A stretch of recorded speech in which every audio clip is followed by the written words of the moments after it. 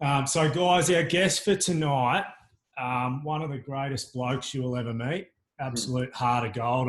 I've known Pearcey. I actually played with Pearcey back from in Maroochydore second grade, I think it was, when I was about 14 or 15 years old. So he's been a bloke that I've always looked up to and, you know, stayed in contact with over the years. Obviously had time away from each other as we've, you know, I'm in Melbourne now and Pearcey's still on the sunny coast. But he's been involved in cricket for a very long time. Used to be a dynamic little young left-hand batter.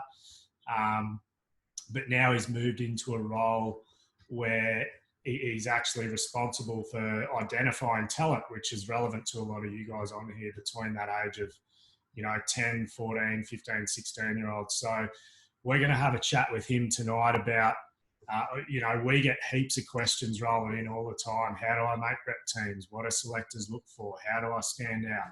What do I do if I don't get picked in a rep team? So we thought it'd be awesome to get Pearcey, who's sort of, you know, on the cold face out there looking for players and working with a state association and, you know, identifying things that they want to see in young players. So, Pearcey, we might have a chat. Joel and I'll ask a few questions that we know will benefit the whole group. Yep. And then what we'll do is just open it up for the 62 of us on here now, and they can just fire whatever questions they like at, if that's all right. Perfect. Brilliant. So do you just want to, I gave you a brief intro there. Do you want to give us a rundown on your background and your experience in cricket and what led you to your position you're in today? Yeah, sure. And mate, thanks. I still remember playing a game with Fitzy at Palmwoods, and he was actually batting 3 at the time, not an opening fast bowler, but destroying attacks himself. So did he refer to you as young as well just then? Did you hear that as well, Pearcey? He did say young. I usually get I look like I'm 60 plus, so that's a compliment. Thanks, Fitzy. Back then you were early 20s, I think you were, when I first met you. Yeah, absolutely. So, mate, no, look, I went through as a young kid, grew up on the Downs, played all my rep cricket on the Downs, was lucky enough to make a state side as a young fella, and then got drafted into the pathway system. Back then there was emerging players squads that we were involved with, and was fairly lucky in that I got to rub shoulders with a lot of players who went on to play for Queensland. I didn't, but a lot of the guys did. So an era that was quite strong with Chris Hartley, Craig Phillipson, Chris Simpson, Ryan Broad. There was quite a lot of good quality players. So I went through that system and obviously loved playing cricket. Probably as a 16, 17-year-old, I was growing up in country Queensland and took a little bit of a different path and probably ran amok a little bit too much as a country lad and I suppose lost a bit of standing cricket-wise. I was playing a bit of first grade in Toowoomba, but fell out of love a little bit of the game for a little period there, and so just played a little bit of local pub cricket out there for a year as I wanted to, I suppose, explore what I wanted in life, and then moved to the coast. Was lucky enough to join with Maroochydore Cricket Club, and through that was getting involved, and probably through my connections with Queensland Cricket as a youth player, got involved and was interested in coaching at the time, knowing that I'd probably wanted to play still a good level of cricket, but knew that I'd fallen away a little bit with where I needed to be in my own pursuit. But loved cricket and wanted to give back that way. So connected with Richie McGuinness, who's been through Queensland Cricket and Cricket Australia circles, and Richie got me to do my level 1, and then into level 2 around the time that Richie was transitioning out and Tomo was actually coming in at the time. So did that, and then spent a lot of years on the coast playing a bit of cricket and coaching, a junior director of coaching on the coast for a while, club coach at Maroochydore, and did a bit of that, and then sort of faded out, wanted a break again when I had, I wasn't having kids, but my wife was having kids. So took a little bit of a break, and then as they've sort of grown up and I missed a little bit of the game and started to do a little bit more, and that's I suppose it's taken me back into Queensland cricket and at the time, and now doing this role. So that's a bit of my cricket journey. Yeah, awesome, mate. And what does your role entail at the moment? Like, what's your day-to-day? What does Talent ID look like? Yeah, so it's the official title, I suppose, is Coach and Talent Development Specialist. So a large component of our portfolio is TID, so going to state carnivals, sometimes running state carnivals. With the talent that we've identified within our what's termed our mega region, so my region, Sunny Coast Wide Bay, we'll have been monitoring kids over probably 2 to 3 years quite closely, from when they start primary school, that primary school state titles, through to, I suppose, the 13 QC titles and the under 14 Queensland cricket titles, state titles. We monitor their progress, work out a group of kids that we think might be able to push and make some of our state sides at under 15s and under 17s level, and we work with them in a regional based academy. So I mentioned EPs when I was a kid. We went to 2 camps in Brisbane.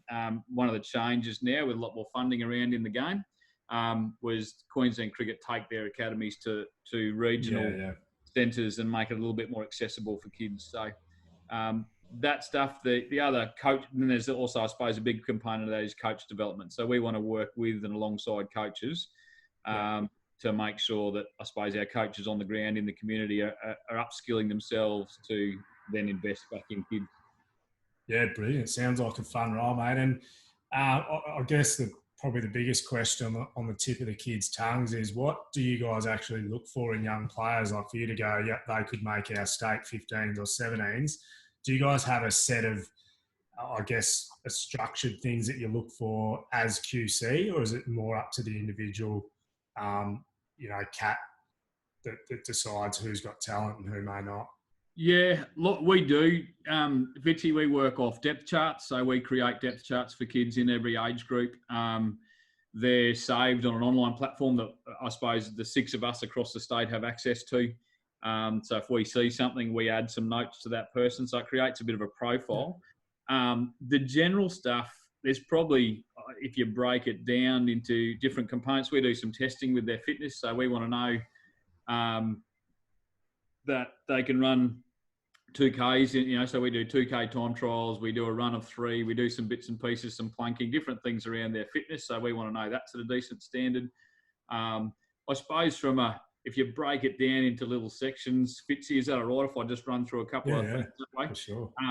So one of the things we're lucky enough to do at a review, and it's a little bit for your guys, a little bit hot off the press. We did a bit of a review a few weeks ago, and we're lucky enough to have Noffers, who I think you've had on your call, and Wade Seckham, give us their thoughts on what they're seeing at the top level, and trying to feed that down to us so we can start implementing some of those things and exploring some of those things. 2 of the things that came from them as an overall concept is game readiness. So they're looking for us to develop game ready players, so players that can get in the contest, not just have one little aspect that, yes, they're very good at that, but they actually don't have an understanding of how to, I suppose, activate or when to activate that skill. So they're game ready holistically, game ready with their skills, game ready with their tactics, game ready with their mind, so the psychology of the game, mental aspects of the game, tactical aspects of the game, and then also game ready with their body. And I don't know whether Noffers talked about that, but he's been fairly instrumental in developing that concept at QC. And the other aspect, I suppose, again, a general look at it that Wade Seckham explored and shared with us is really looking at 4-dimensional players. You often hear 3-dimensional players mentioned, that they can bat, bowl, and field well.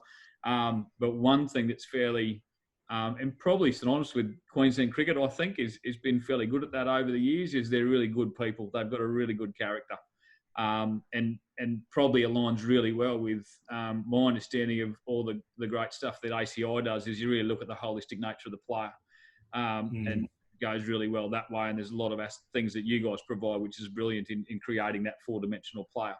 I think, one of our beliefs is better people equals better players. That's one of our sort of catchphrases, I guess. And to be a good athlete in whatever sport it is, not just cricket, you've also got to be a good person off the field. Particularly in a team sport. You probably get away with it. Maybe in tennis and golf and bits and pieces, you can be a bit of a rat bag, but in a team sport, you'll get found out. So breaking that down even further, Fitzy, with and Hamo, with that is, a lot of the terminology. So rather than bowlers, we're starting to use a lot more, well, bowlers are wicket takers. So that's your objective. You're a wicket taker. So we're starting to look at guys and not call them bowlers, but we're saying they're wicket takers. That's your prime objective as a bowler. If you look at what we look for is a natural ability to bowl fast, and the two guys that I can see faces of were brilliant at that in their prime. So, like looking at a natural ability to bowl fast. So a lot of people will argue with that, and we have often conversations around that. There's I suppose a school of thought that if they're naturally quite athletic and have a frame to bowl quick, then coaches at that elite level can work with them and modify them. You look at an example, and we see it a lot at 12s and 13s, or even under 14s. You'll get these great little medium pacers that'll be very crafty and be able to get plenty of wickets. I was lucky enough to go away with our state 15s to nationals this year, and we had kids. All of our 4 quicks that we took away could bowl 115 plus, and they were bowling between 115 and high 120s, depending on their day, and obviously what was being recorded and measured. And we were we were lucky enough to make the final. We had one of our quicks from the Gold Coast who bowled really well, and he's no slouch, and he was bowling probably around 120. And the best batsman from Victoria, country Victoria, an absolute gun of a kid, just was walking up to him and belting him over the top of mid-on. So as if it was fun. And so one of the things that we use that as an example, saying, hey, imagine if that was a guy bowling, 95, 100, Ks an hour, then he probably would have gone further into the car park and caused some damage. So at that level, when they're getting a little bit higher, we need them to be able to bowl a speed that will hurry batsmen on and makes them think twice about coming down to a batsman. So so that's one of the things that we look. Swing's a lost art, mate, is it? Personally, I don't think so. But being able to swing it at a decent speed. To play at top level, you've got to hit good areas, bowl a good pace, and do something with the ball. Yeah. So definitely that way. So looking at that natural ability, I think they're arguing 52 that swing you can teach a little bit easier than bowling naturally fast. Yeah, so they're arguing at that level, and you guys would know that probably, to be honest, better than me. Be able to teach quick bowlers, be able to pass on how to swing a ball or what to bowl with a variation, or how to bowl a good variation and cause damage. You can teach those things naturally, but the ability to bowl fast, I mean, I can try and bowl as fast as I can, but as a short little stumpy fella, I can only bowl, X amount. There's tall, big, strong lads, you guys are going to be able to bowl a lot faster than I am. So as a fast bowler, we look for that. Spin bowler, again, this is a controversial one, but the guys that can rev the ball, they can spin it naturally quite a way. Again, that's harder to teach than teaching where to bowl or making sure they're bowling in the right areas as a spinner. One of the guys, I think he said he was going to be on the call, but Benny Baker is from the Sunny Coast, and he's one of our academy kids, and he's a great example of, he spins the ball really well. He's got a really good understanding of his game and his tactics, but we've been doing a little bit of work at the moment. We can fix his action a little bit because we've had to modify that, but I can't teach him necessarily, or how to spin the ball more. There's only kind of so much you can teach him to get those revs on the ball. So we look for that naturally. They're the main two things: ability to bowl the plans, ability to within those plans, know when to bowl your variations that are being taught. So slower balls, bowling outies, setting a guy up, bowling 3 outies and then an innie or whatever it might be. The ability to execute that is something we look for, that someone, that kind of almost, it used to be the saying man in the boy, but now it's kind of the adult in the child, looking for those kids that are a little bit more switched on than others. From a batting perspective, looking for run scorers, not batters. It was interesting hearing from Chuck talk about Marnus coming back, and historically there was a ton that he scored, I think, recently, and he edged almost down to third man to bring up his 100. And historically, Marnus would have been livid with himself that he actually scored like that, brought up his 100 like that. But now the concept has changed. That's all right. That's runs, because that's my job. I'm a run scorer. So looking at batters that way, that they're run scorers. Guys that have good high scoring shot percentage, so they're not looking to just occupy the crease, knowing their objective is to score runs, and they work really hard at doing that, scoring off good balls, playing really well against spin. So there's some things, I suppose, in the ability to rotate the strike with the run scorer's perspective. That's a great insight, man. I love that. Awesome. I'm sure the kids on here have got a lot out of that, because it's not often you get to hear. I think particularly at the junior age group, obviously it's too hard to give feedback to everyone, but to get a bit of an insight into a blanket idea of what, state bodies are actually looking for, that's brilliant. And in terms of, like, what about how wide does your net cast? Like, do you feel like, what about kids that aren't in rep teams and things like that? Do you guys still keep an eye out for that, I guess, that hidden gem? Well, I think it's better than it ever has been, Fitzy. I know that the current climate in cricket's a little bit interesting at the moment, but I think it's better than it ever has been, in the sense that to have 6 cats across the state, and each of us work with junior directors of coaching within each of our sub-regions. I think it's a lot rarer that we miss someone, because there's a lot more people out there. Having people, organisations like ACI, knowing that we, absolutely trusted people that are running that space, like you guys and Deanie up here, Jimmy Henry's involved, like, they're trusted people. Like, they are brilliant.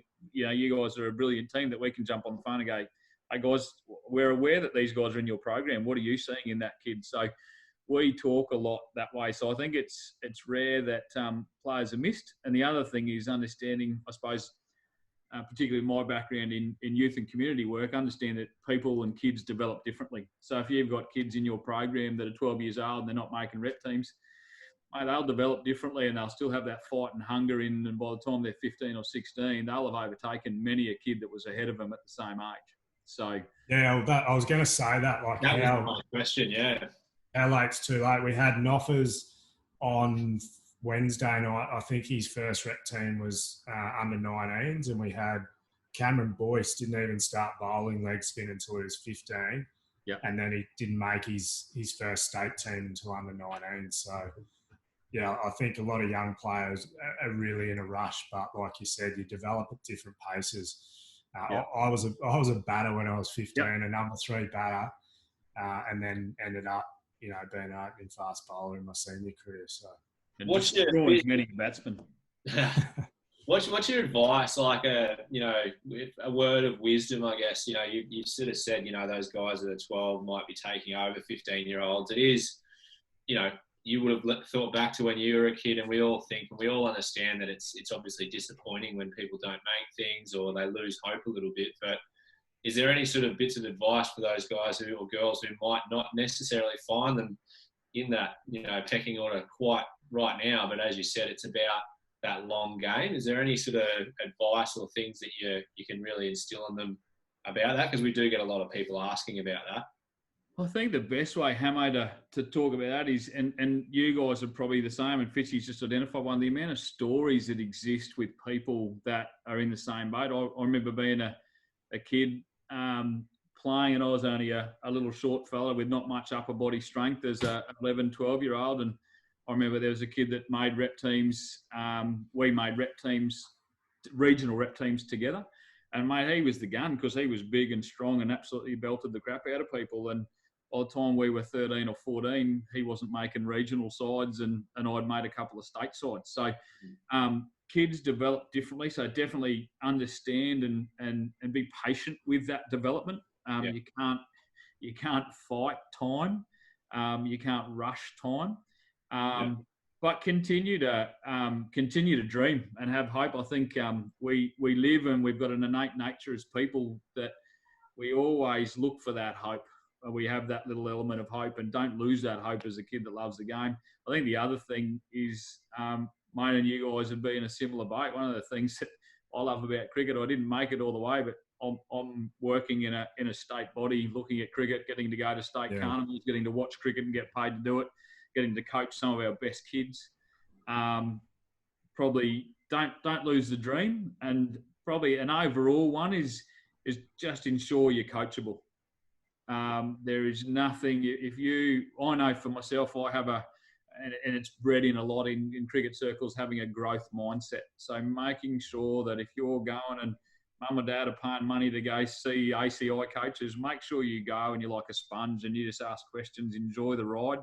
But don't ever think you've made it or you're there. Continue to learn and grow. I'm looking at going back and doing some uni study because I want to continue to grow as a person and learn more about my abilities as a coach and the sporting industry and bits and pieces. So I hope that those couple of things, don't lose hope and continue to have a mindset.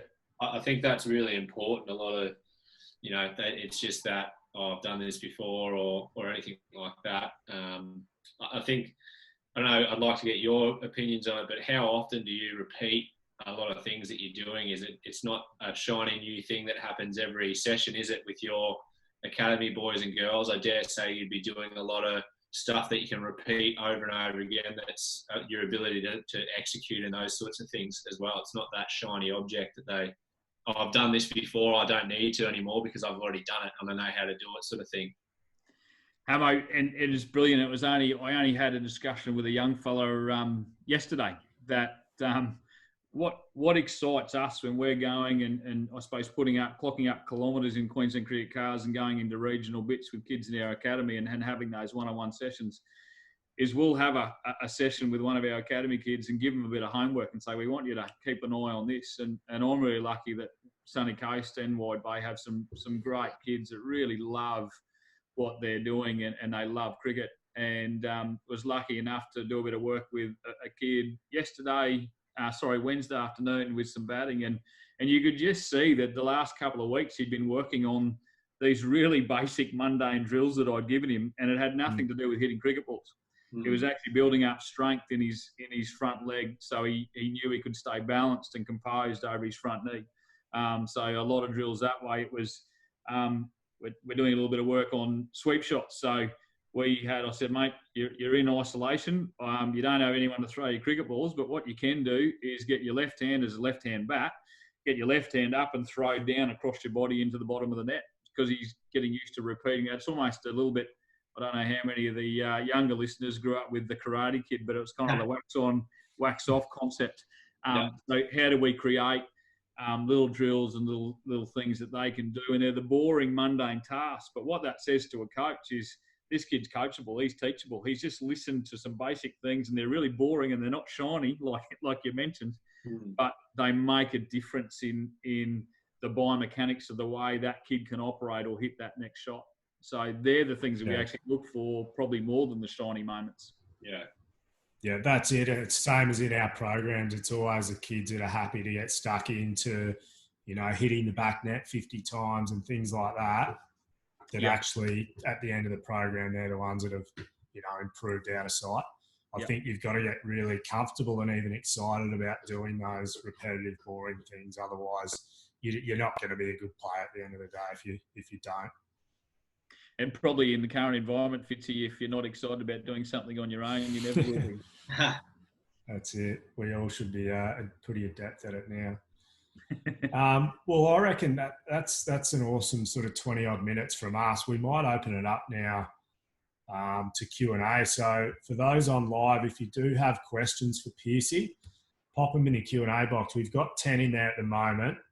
As you know, guys, if we do get heaps in that Q&A box, we're going to have to try and group them together. And if they're irrelevant or whatever, we won't ask them. We'll try and choose, really relevant questions for Pearcey.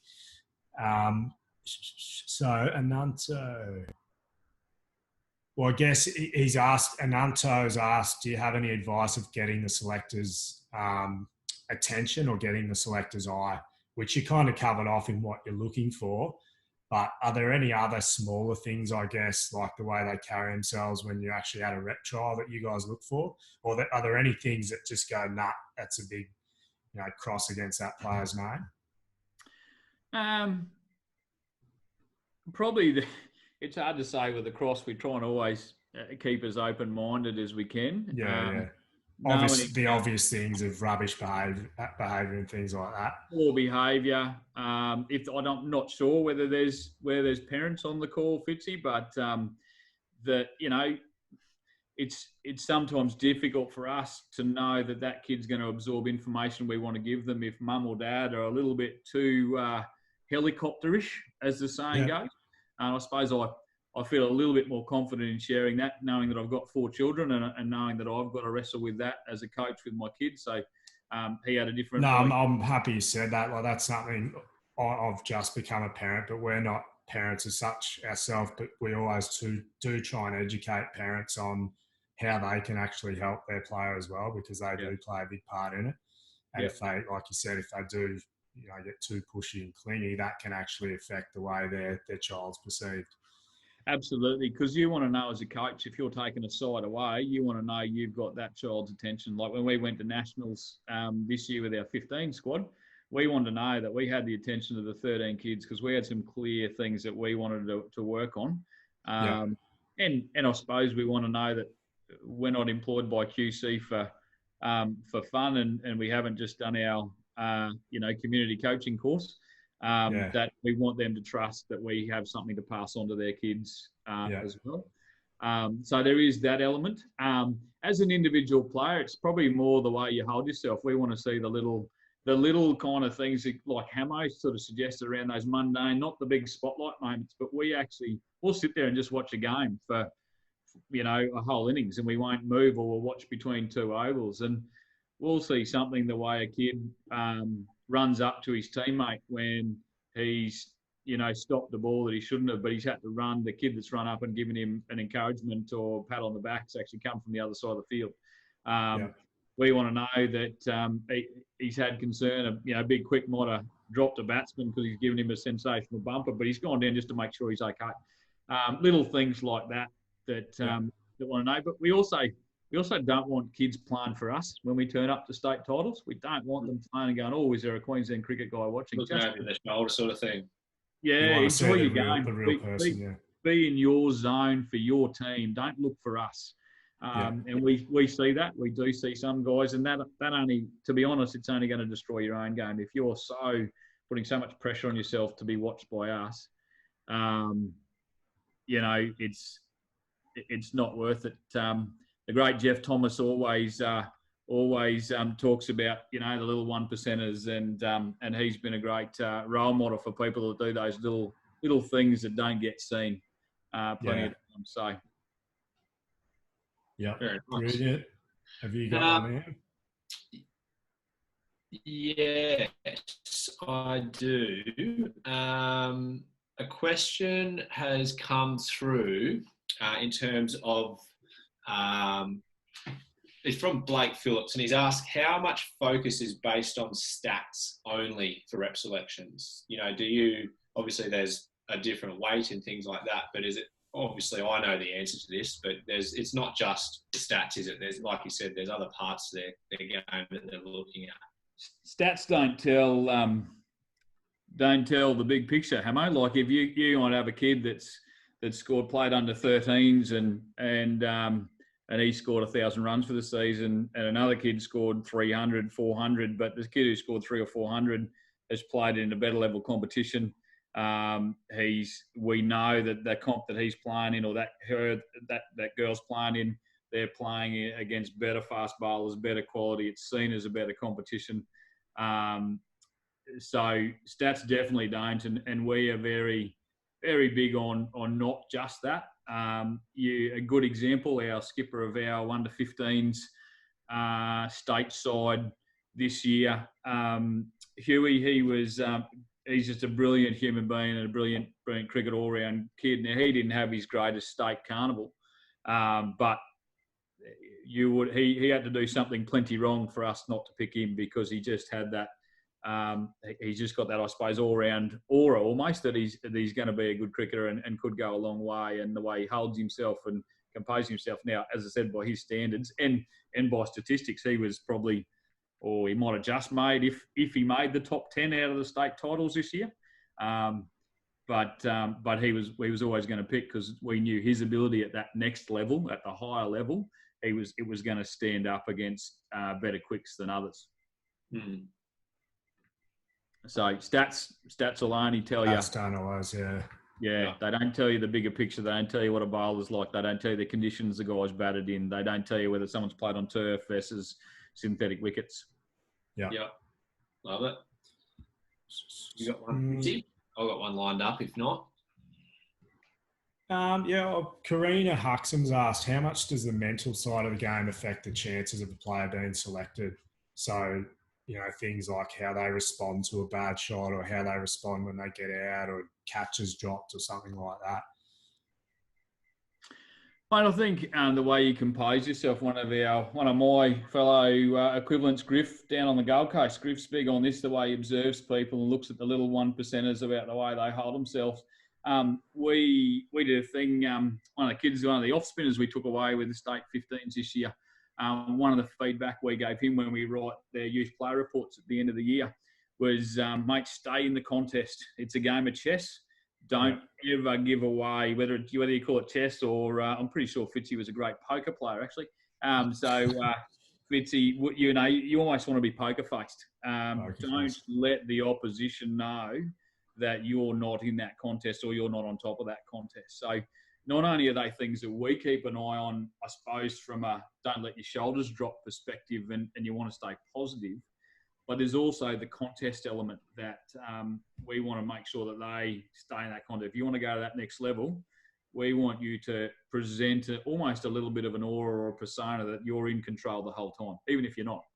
So they're things you want to look for. And you guys, again, as fast bowlers, you'd be doing the same thing. You might bowl a crap ball that you're not happy with, but you almost want to present it, hey, that's exactly what I was trying to do, to play that game. Absolutely. One is anonymous. How important do you think loyalty is? I think they're saying you haven't broken through in your current club, but you think you might soon, and then a different club gives you an opportunity. Do you think loyalty is important, or do you just have to take the opportunity? Good question.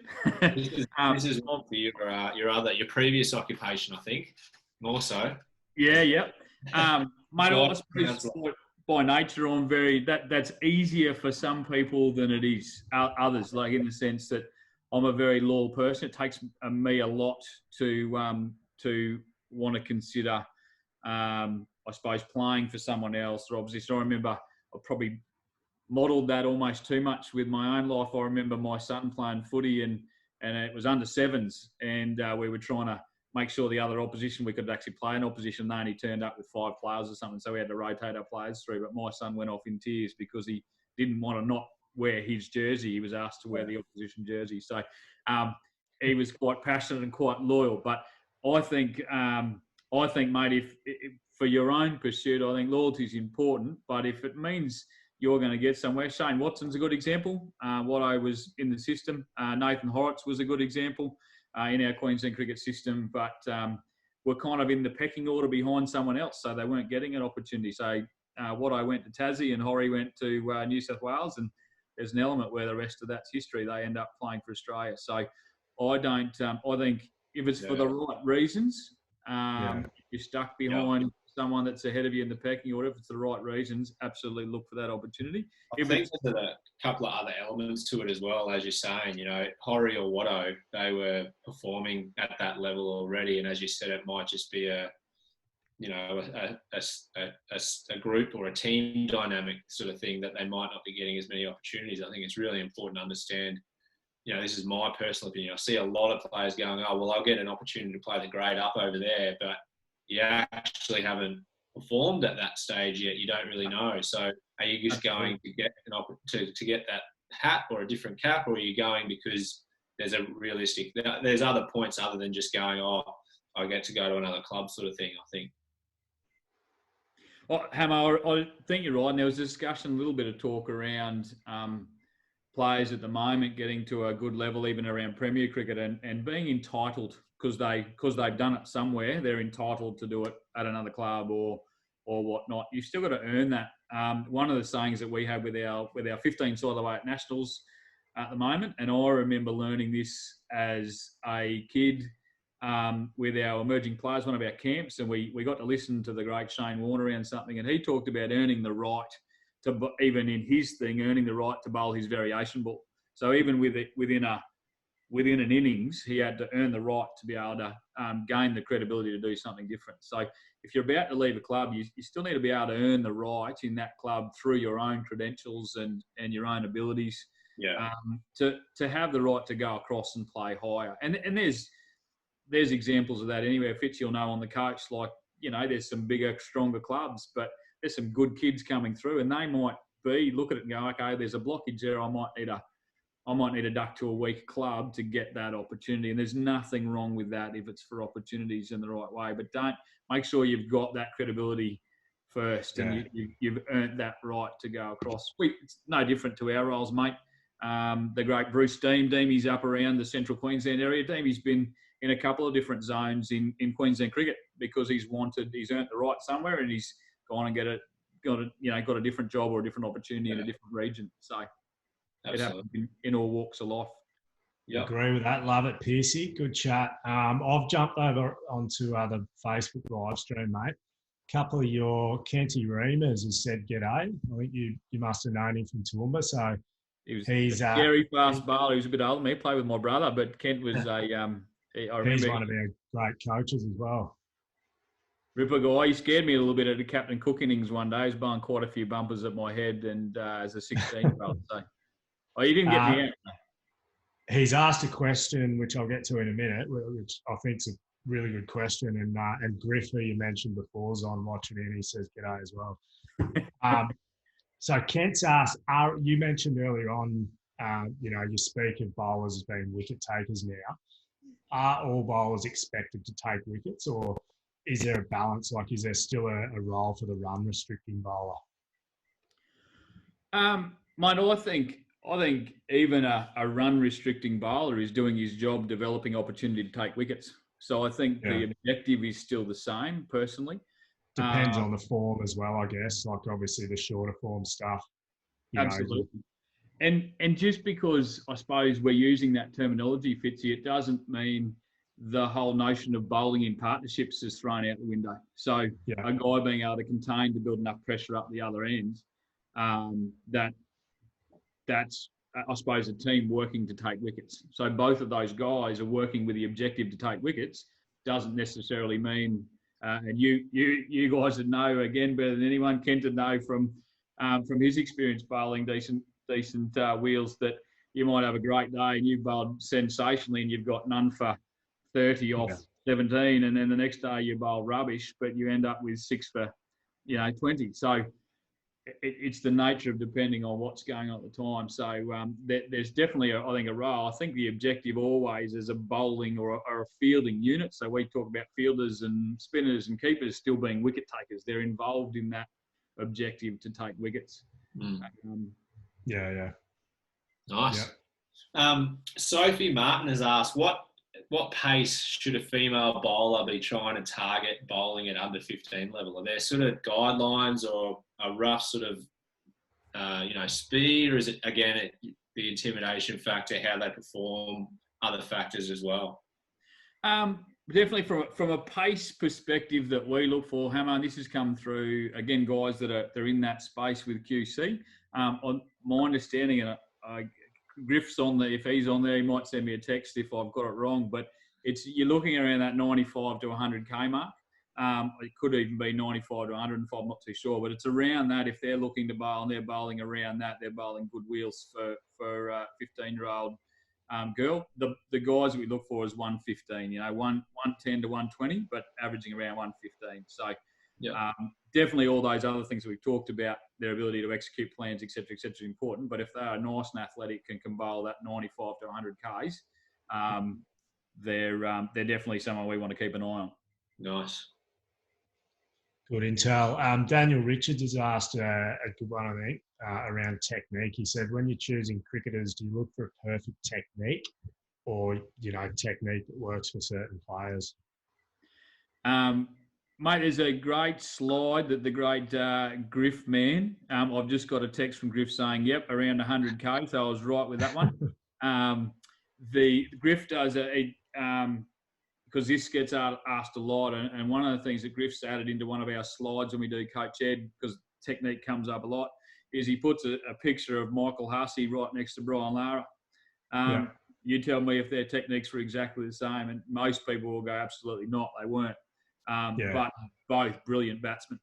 So technique for us is, there's some foundational things that we need to be able to see that they can execute their plans and bits and pieces that way. But no, not at all. Like every technique's slightly different. As long as they can access all areas or execute what they're trying to do and still look to score runs, then there's no perfect technique that we're looking for. Yeah, 100%. I'd agree with that. That's a big thing that we go on about. There's no cookie cutter technique. It's about getting the results at the end of the day. If you're scoring runs and doing it consistently, it doesn't matter how you do it. No, that's right. Daniel Sinclair's two more. Yep, sweet. Daniel Sinclair's asked, what are some things you look for in a keeper batsman? Do you want a good wicket keeper who can kind of bat, or a good batter who can kind of keep? What's the main sort of skill focus when you're sort of looking to select a keeper bat sort of thing? I don't know whether Hampo's on the call. We model all our keeper batsmen on Tony Hampson, but that's just because he's one of us. But no, mate, I think for us, again, it's individual. So we want to see the keeper has good glove work. Endurance is a factor. So an ability for a keeper to keep and move his feet really well at the 49th over in a 50-over game, as well as he did in the first over, is really important. Their ability to keep up to the stumps, that's probably one that we look for more than anyone, because that's a harder skill to execute. The ability for a keeper to move laterally to a spinner where they got a shorter time to react and more obstacles in front of them versus keeping back to a quick. So the ability to do that. In relation to keeper batsman, I'd argue that we want to make sure he's a good gloveman first. If he can bat very well, then that's an absolute bonus. Trying to look to make sure that they can hold their own in a side with one of those skills. If the other one didn't exist, making sure they can hold their own in one of those skills is important. And I guess that's the same for all-rounders. Like a couple of people on here have asked about what do you look for in all-rounders as well. Is that, do you want them to be well-balanced in both, or is it, like you said, holding your spot, earning your spot as in one of those skills? Yeah. I think 52, it's up to the individual coach and what they're looking for. Yeah. But I know from our perspective, and I think you see that with, a guy like Mitch Marsh, who's been in and out of the Australian side, that there's still that talk, a lot of commentary around, is Mitch in the top 6 bats, or is he in our best 4 quicks? And at a test level, probably not. So that's why he's not playing test cricket. But in a one-day level or a T20 competition, that's, you kind of go, well, he might not be bid. He can actually do both, because we need 5 bowlers and we need... He can change the game in both. That's right. So depending on, there's other factors, I suppose, involved there, depending on the format of the game and whatnot, determines what we actually look for. But I'd argue that you want to be able to hold your own in one of your skills, to play further cricket and higher level cricket, to be able to hold your own in one of those skills as a top 6 batter or one of your first 3 or 4 quicks picked, or your lead spinner. That's really important.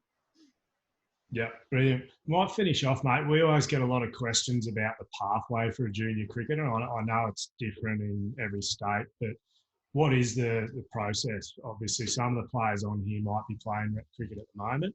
Yep. But what steps and what little goals do young players need to tick off to get to their dream of playing professional cricket?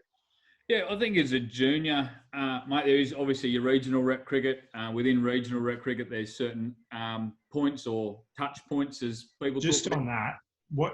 How do kids get to go into rep trials? Do they get invited, or do they just find out when it's on and go along?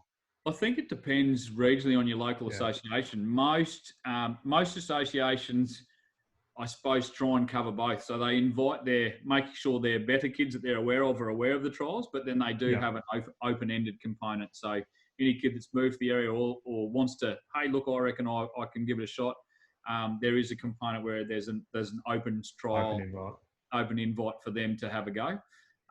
So that's the first point with region. So that's, they make their regional side. Now, one year they might make it what's considered development side, so almost like a second 11. That's still a part of their own pathway. So I suppose when answering the question, don't look at the pathway as a closed. There's only one pathway. There isn't only one pathway. You can go through junior cricket, make some regional sides. That's at any level, whether it's 12s, 13s, 14s. You might not make it to you. And you've mentioned guys that didn't make their first rep team till when they were a lot older. So there is junior rep cricket. Out of that rep cricket, there's academies that we run, and we pick kids from that rep cricket, but not just rep cricket. We'll go to some of those trials and we'll see a kid that we go, oh, he looks like a brilliant athlete, or she looks like a wonderful athlete. No, their skills aren't great, but gee, athletically, they're very, very good. We reckon we can work with them. And so we might pick one of them in one of our academy programs and work with them a little bit to see how they go. So there's definitely, I suppose, from those regional sides, you can make or get state recognition. But as they go through, don't ever lose hope again in that sense. So there's different, I suppose, touch points up to that point. But Fitzy, you'd know, I don't know whether you made too many state sides as an underage, as an under 15, 16 kid, but one of the first quicks picked as a 17 and 19-year-old. So you kept going and obviously developed your skill that way, so you started to get picked. And ultimately, if you want to make it, you've got to play good grade cricket as you get older. So, there's obviously great opportunities as a young guy that you can get, which can only hopefully inspire and encourage you, which are really important. Once you get into the adult world as a 17, 18, 19-year-old, you've got to then, almost goes in what Hamo's question, you've got to get into the grind then of playing, taking wickets week in, week out, scoring runs week in, week out. What's your currency that you're going to prove your worth to make it to that next level and knock on the door for those selectors at that level? Yeah, that's it. I've always said, I don't want to completely decredit it, but everything you do as a junior doesn't really matter at the end of the day. It all needs to be preparing you and the player you are when you're 17, 18, 19 to be able to consistently perform in Premier grade cricket. And absolutely, Fitzy. I think that's even in life for guys that, not every one of these listeners are going to make it, but in life, there's talk about as you develop, mum and dad are really important, and then it takes a village to raise a child. So there's all these other factors that come into your life as you're a teenager, and then it kind of prepares yourself for early 20s or whatever. All of a sudden, you've got a bit of a concept on life, and that's no different to cricket. There's all these moments that set you up, but ultimately you've got to get into that grind and be able to produce it week in, week out. And that pathway is different for every individual. Yeah. Awesome, mate. That's been really good, really enjoyable. Yeah, I've loved that session. Great chat. We'll have to catch up for a beer when I'm up on the coast next. Always love sitting down and having a chat with the Pearce man. At the creek last time we did, I think. Palmy lunch, yeah. So, no, brilliant, mate. Thanks a lot for getting on. Really appreciate it at 5:30 on a Friday night. Sums up the type of bloke you are, and I'm sure some great insights there for all the players that jumped on. Thanks for having me, Fitzy. Hamo, guys, good luck with everything, and hopefully ACI continues to do the great things they're doing. Thanks, mate. Cheers. Appreciate it. See you later. Guys. Cheers.